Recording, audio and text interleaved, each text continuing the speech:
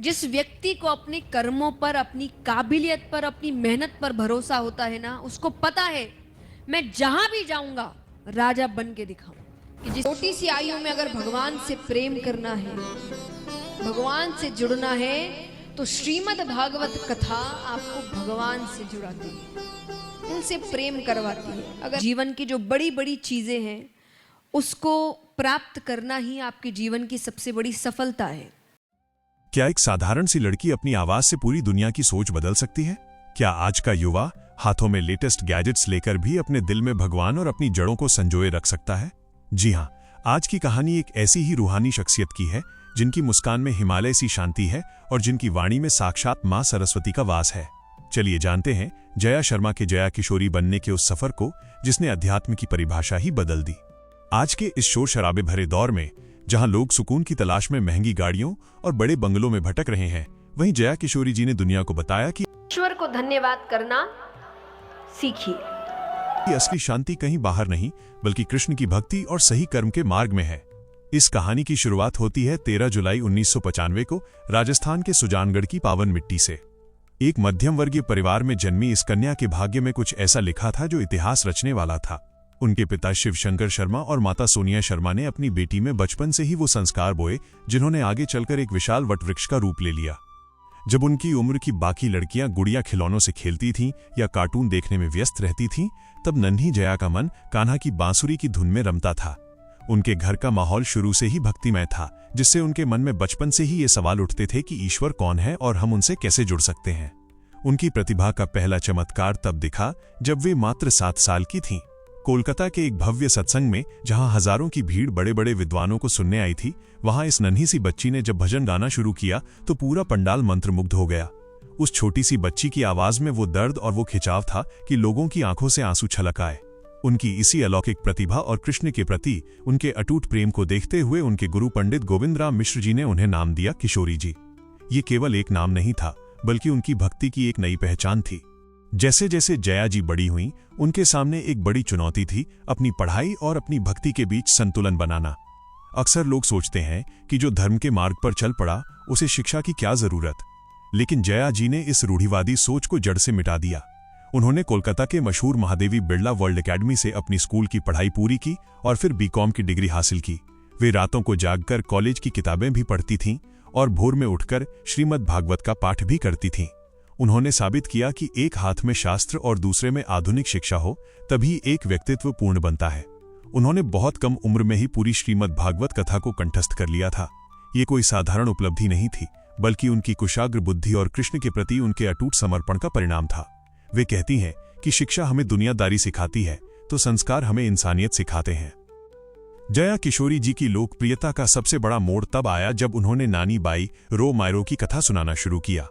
उनके सुनाने का अंदाज इतना सरल और भावुक होता है कि सुनने वाले को लगता है जैसे वे स्वयं उस दौर में पहुंच गए हों। उन्होंने न केवल भारत के कोने कोने में बल्कि अमेरिका, यूरोप और कई अन्य देशों में भी सनातन धर्म का परचम लहराया। लेकिन आज जया किशोरी जी सिर्फ एक कथावाचक तक सीमित नहीं हैं। आज के डिजिटल युग में वे एक प्रखर मोटिवेशनल स्पीकर और करोड़ों युवाओं की रोल मॉडल बन चुकी हैं। आज का युवा जो डिप्रेशन, एंग्जाइटी और अकेलेपन जैसे दर्द से गुजर रहा है, उसके लिए जया जी के शब्द किसी मरहम से कम नहीं होते। आपकी संगत अच्छी, और अच्छी मतलब ईश्वर। अच्छी संगत मने ईश्वर, और ईश्वर के अलावा भी जब आप संगत रख रहे हैं तो ऐसे हो जिनसे आपका विचार, आपकी मानसिकता मिले। सोशल मीडिया के माध्यम से युवाओं को सिखाती हैं कि कैसे अपने गुस्से पर काबू पाएं, कैसे अपने करियर पर ध्यान दें और कैसे मुश्किल वक्त में खुद को संभालें। उनकी बातों में कोई भारी भरकम शब्द नहीं होते, बल्कि वे रिश्तों की उलझनों को बड़े ही साधारण उदाहरणों से सुलझा देती है। वे कहती हैं कि हार मान लेना समाधान नहीं है, बल्कि हार से सीखकर फिर से कृष्ण के भरोसे खड़े होना ही असली वीरता है। यही कारण है कि इंस्टाग्राम हो या यूट्यूब, उनकी लोकप्रियता किसी बड़े ग्लोबल सेलिब्रिटी से कम नहीं है। जहां मनोरंजन के नाम पर लोग समय बर्बाद कर रहे हैं, वहीं जया जी के वीडियो युवाओं को जीवन का उद्देश्य दे रहे हैं। जया जी का जीवन केवल मंच पर बैठकर उपदेश देने तक सीमित नहीं है। वे मानती हैं कि सबसे बड़ी भक्ति नर सेवा ही है। वे नारायण सेवा संस्थान के जरिए उन दिव्यांगों और बेसहारा लोगों की मदद करती हैं जिनका इस दुनिया में कोई नहीं है। वे अपनी आय का एक बड़ा हिस्सा समाज कल्याण और बेटियों की शिक्षा के लिए दान कर देती हैं। उनके लिए मानवता का धर्म सबसे ऊपर है। उनकी इसी निष्काम सेवा और समाज पर उनके गहरे प्रभाव के कारण उन्हें कई प्रतिष्ठित सम्मानों से नवाजा जा चुका है। हाल ही में उन्हें भारत के प्रधानमंत्री के हाथों राष्ट्रीय क्रिएटर्स अवार्ड मिला, जो इस बात का सबूत है कि पूरा देश उनकी आवाज की ताकत को पहचानता है।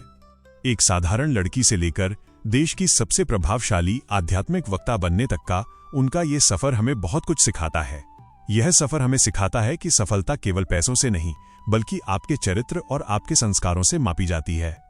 जया किशोरी जी का जीवन एक जीवित उदाहरण है कि आप आधुनिक कपड़े पहनकर, अंग्रेजी बोलकर और शिक्षित होकर भी अपनी जड़ों, अपनी संस्कृति और अपने धर्म के गौरव को बरकरार रख सकते हैं। वे आज के युवाओं से अक्सर एक बात कहती हैं कि भक्ति का अर्थ ये नहीं कि आप संसार छोड़कर जंगलों में चले जाएं।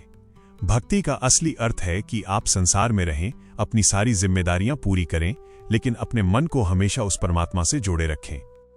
उनके विचार आज उन करोड़ों टूटते हुए दिलों के लिए उम्मीद की एक किरण है जो हार मान चुके हैं। वे हमें सिखाती हैं कि आपका बीता हुआ कल कैसा भी हो, आपका आने वाला कल आपकी मेहनत और ईश्वर पर आपके विश्वास से बदला जा सकता है। दोस्तों, जया किशोरी जी की कहानी केवल एक व्यक्ति की सफलता की कहानी नहीं है, बल्कि यह सनातन संस्कृति की उस शक्ति की कहानी है जो सदियों से अटूट है। अगर आपको जया जी के जीवन का ये सफर और उनकी ये बातें प्रेरणादायक लगी हों, तो इस वीडियो को उन लोगों के साथ जरूर शेयर करें जिन्हें आज एक सही राह दिखाने वाले मार्गदर्शन की जरूरत है। आपकी एक शेयरिंग किसी के जीवन में बदलाव का बीज बो सकती है। याद रखिए, बदलाव की शुरुआत हमेशा खुद से होती है और एक सही विचार पूरे समाज को बदल सकता है। जया जी के जीवन से प्रेरणा लेकर चलिए हम भी संकल्प लें कि हम भी अपनी जड़ों से जुड़ेंगे और आधुनिकता के साथ साथ अपने संस्कारों को कभी नहीं भूलेंगे। आशा है कि आपको ये विशेष प्रस्तुति पसंद आई होगी। अपने विचार कमेंट्स में जरूर बताएं और ये भी साझा करें कि जया किशोरी जी की कौन सी बात आपके दिल को छू गई। मिलते हैं अगले वीडियो में एक नई प्रेरणा के साथ। तब तक के लिए जय श्री कृष्णा।